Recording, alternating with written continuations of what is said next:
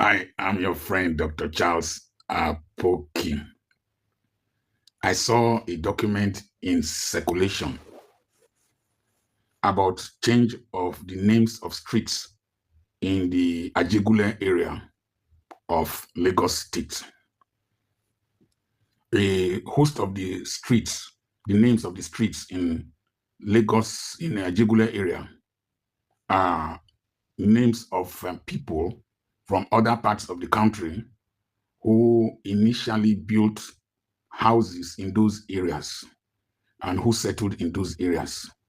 And so you have Mba Street, you have Abukuru Street, you have several streets there that bear Igbo names. And some of those houses have been there for years.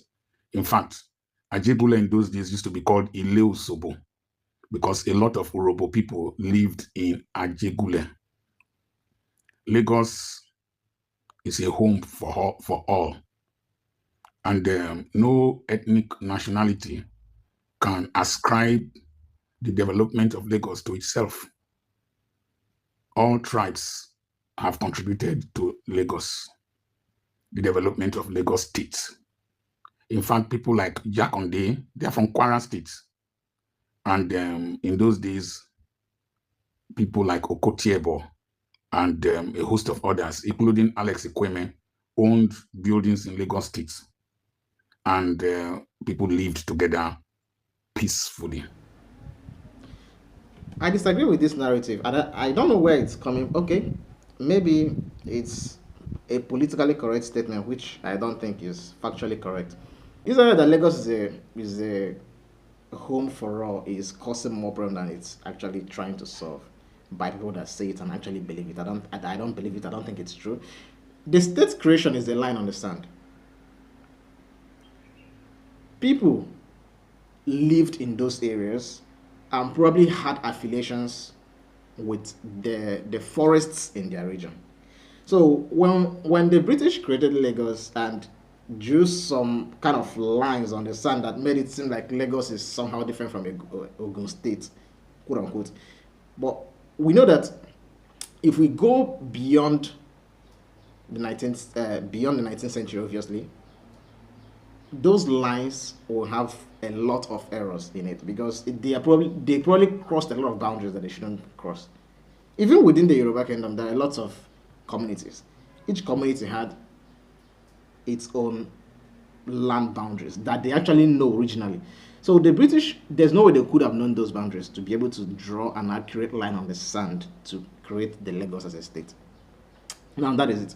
If we take this logic away from from Lagos State and bring it down towards the east, and say that okay, because someone came to the east and went to a forest in the east and cleared it up and tried to develop it in the way Lagos was, and somehow that particular forest in the east, after like 100 years, becomes home for all. I don't believe it. Doesn't make sense.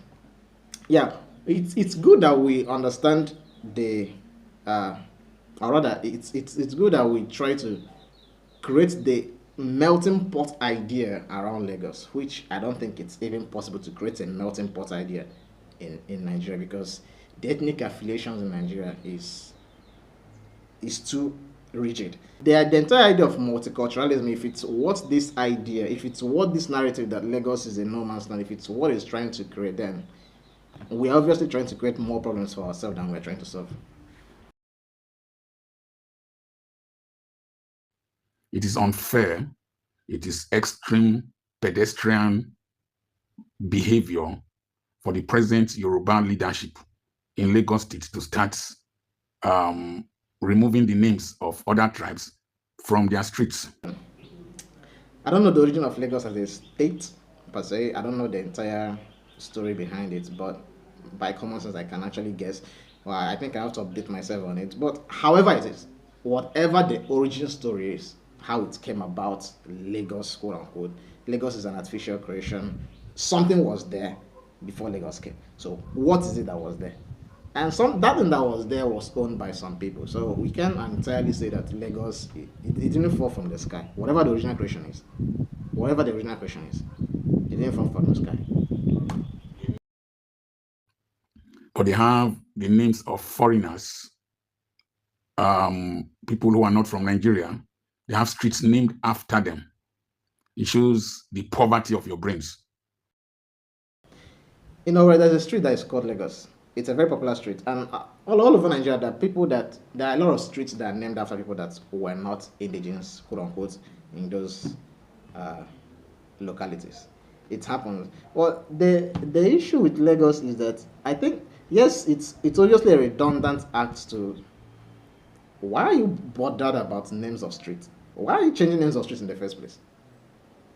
You shouldn't be bothered about changing names of streets. But we all know that this is a political move.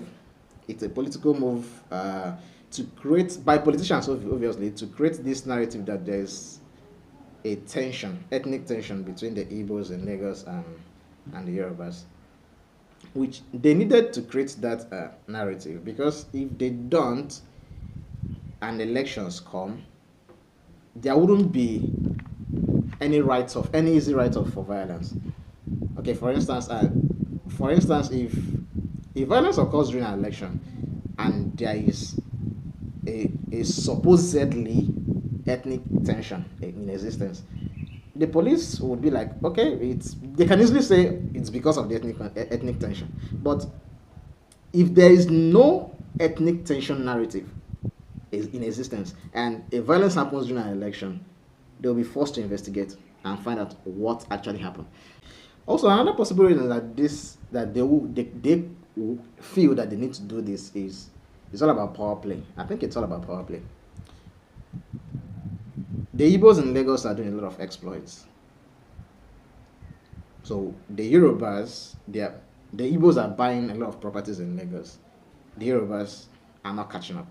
So they feel indigenous, they needed to do something to show that we are still here.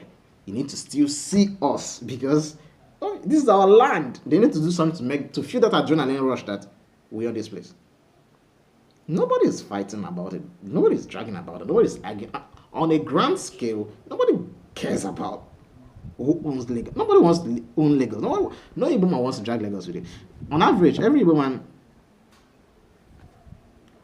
would build a house in the village before building a house in Lagos, if they even want to build a house in Lagos in the first place. A lot of people that when you see Igbos that have a house in Lagos, compare the house that they have in Lagos with the one they have in their village, you see that the one that they have in their village is more luxurious than the one they have in Lagos. So why would someone that actually believes that this is a no man's land and wants to drag the land with you build something more luxurious in his village than in Lagos?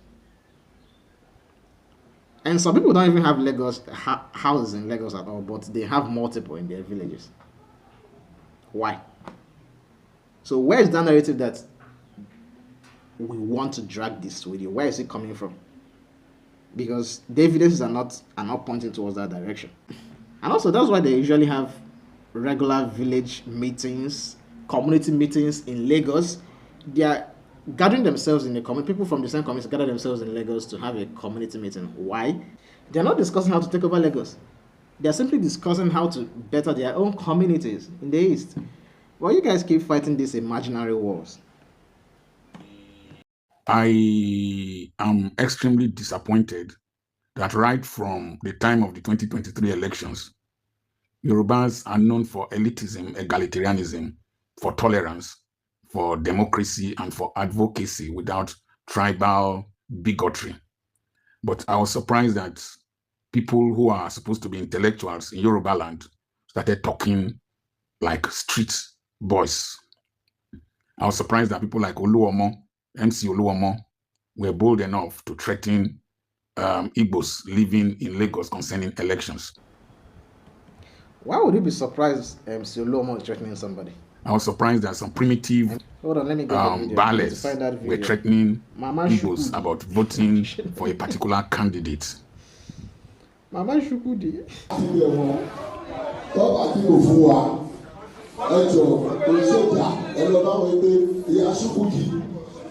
Please, if you don't want to vote for us, please sit down for sit down for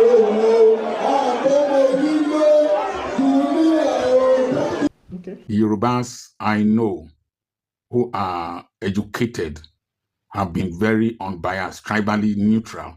They represented the conscience of the nation.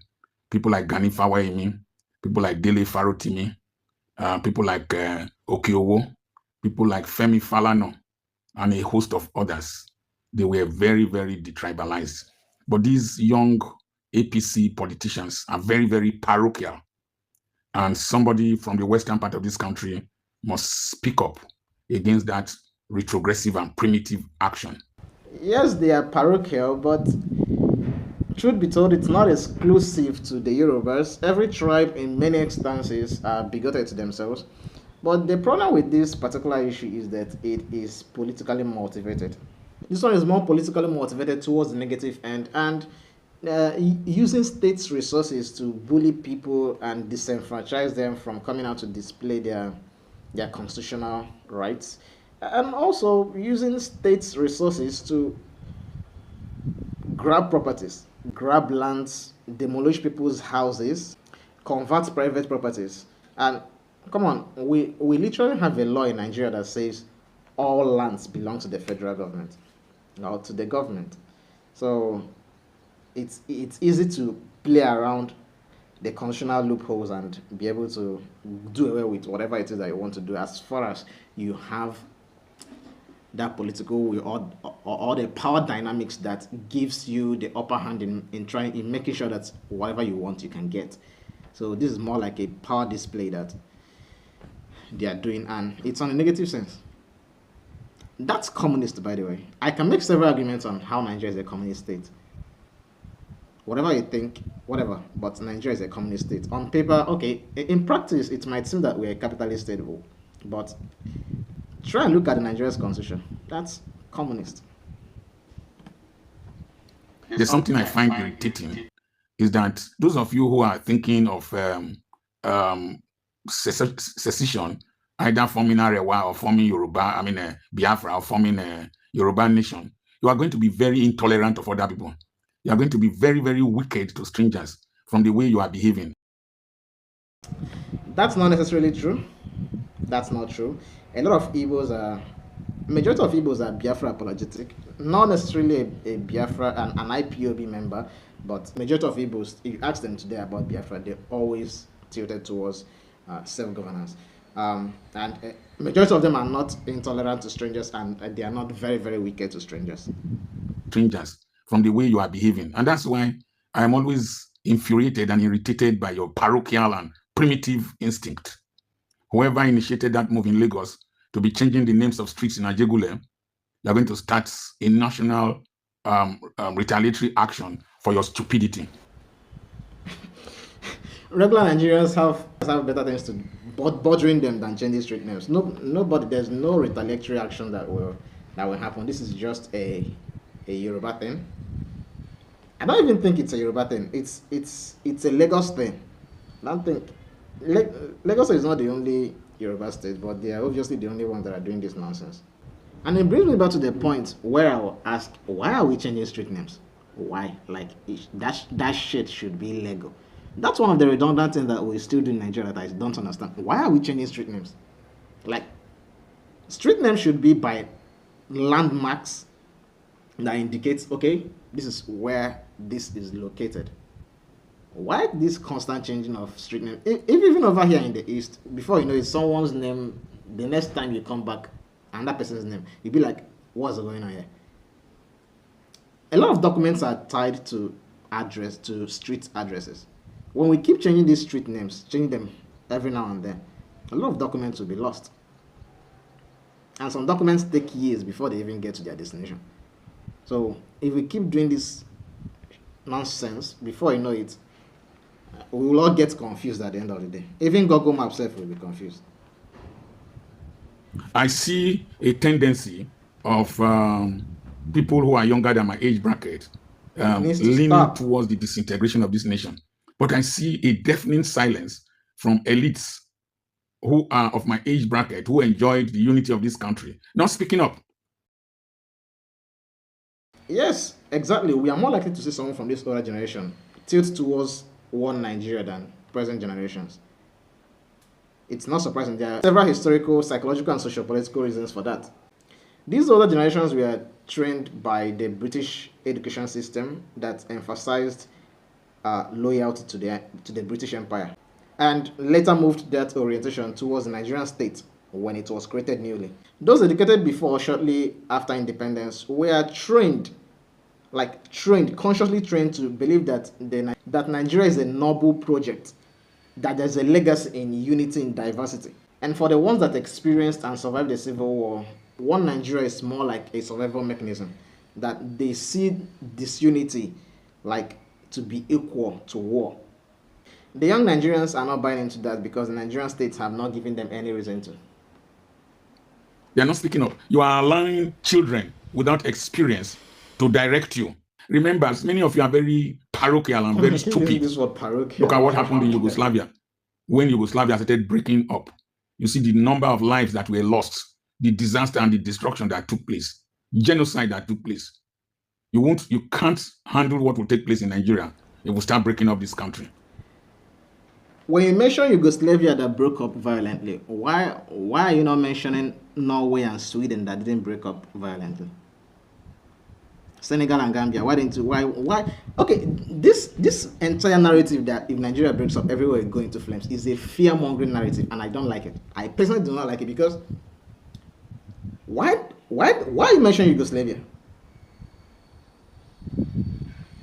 Yugoslavia was created shortly after the World War I, 1918. Literally created. So why should breaking up lead to war? Was there war when it was created? There was no war when it was created. Human beings, we tend to somehow strip ourselves of responsibilities of things that we should be responsible for. Yugoslavia broke up and there was war. Who caused the war? Someone that refused. Someone that says, okay, I'm the king and master. I should be able to direct what you do and tell you what to do, what to feel, how to behave. If that person removed itself from that equation, there wouldn't be any war. A lot of countries are experiencing tensions. Even in the United States, they're experiencing tensions between Texas and the system. But why is Texas not fighting for secession, like actively advocating for it, like Scotland is? Because the system is working. Even Scotland is relatively okay because the system is working for it. That was after the 2014 referendum that Scottish people decided, okay, we want to continue staying in the UK. No problem with that. But even the people that gave us independence, the British, when the Scottish said, okay, we don't want to be part of you again, they said, okay, have your referendum. The British that gave us, that created Nigeria, literally, this is the creation, that created Nigeria said, have your referendum. Why our older generation papas equating dividing Nigeria to war? It shouldn't be war. Wars are caused by human beings. Human beings that feel that they are gods. They should be telling people what to do. They should be telling people what to think. That's basically what causes war. When someone says, okay, meanwhile, talking about Yugoslavia, breaking up Yugoslavia is a net, obviously, in 21st century, it's a net positive for Yugoslavia. Yugoslavia broke into 7 countries. Out of those 7 countries, about 5 of them are doing wonderfully well than they were doing when they were Yugoslavia. Only 3 of them, Kosovo, Bosnia, and, I don't know, Macedonia or something, are still having ethnic issues. Which ethnic issues that they would be able to solve currently more easily than when they were Yugoslavia, a bigger entity. They can be able to now identify their issues and solve them now much more easily than they could have when they were that big Yugoslavia. But we keep creating this fear-mongering narrative that when we break up Nigeria, everywhere goes up in flames. Progress as Nigeria, we are not progressing. Break up the country. we are not breaking it up. If people are comfortable, nobody will Nobody will have the time to be agitating for Biafra or Dudua or Arewa Republic or whatever. If people are comfortable, if young men at the age of 25 can say, okay, I want to get married.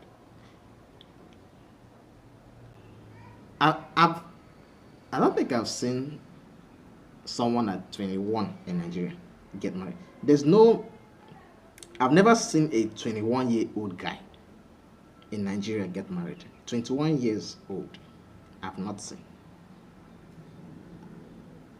Majority of Nigerian men are getting married at 29, 30, 31, 32, in their 30s. Do you think that's a good thing? This is obviously not a good thing for any reason. It's affecting the females, it's affecting the male. The quality of offspring that we produce by getting married at that late stage in our lives is not good for us, it's not good for the population. Nature did not design that for us. And we need to start acknowledging all these things, because we think that they are passive, but when these factors begin to compound after like 50, 60, 100 years, we see that the quality of human beings that we've produced in a century is actually below what was in existence before. We have more of Down syndrome, we have more of all these genetic abnormalities, we have a lot of them. Why? Because human beings are producing offsprings later in their lives. Women are getting married at age 30, 31, 32. Women at age 31, at age 30, a woman has lost about half of her fertility. Half of her fertility at age 30, 31. She has lost. By age 45, a woman is expected to be completely sterile. I mean, thanks to modern medical interventions, we can now still do some 1 or 2 magic. But naturally, at age 30, a woman has lost about half of her fertility. And even the men at that age, the quality of the sperm that they produce keeps on declining. Even though they produce unlimited amount of sperm, but the quality declines with time. It's not a direct proportionality. So we've created a system that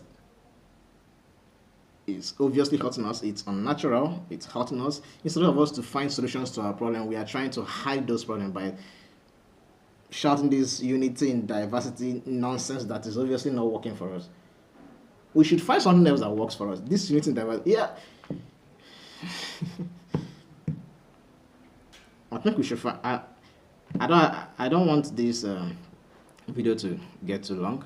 It's getting too long, but we need to find something that works for us, obviously. The unity and diversity sounds good, but it's not working. That's the simple truth.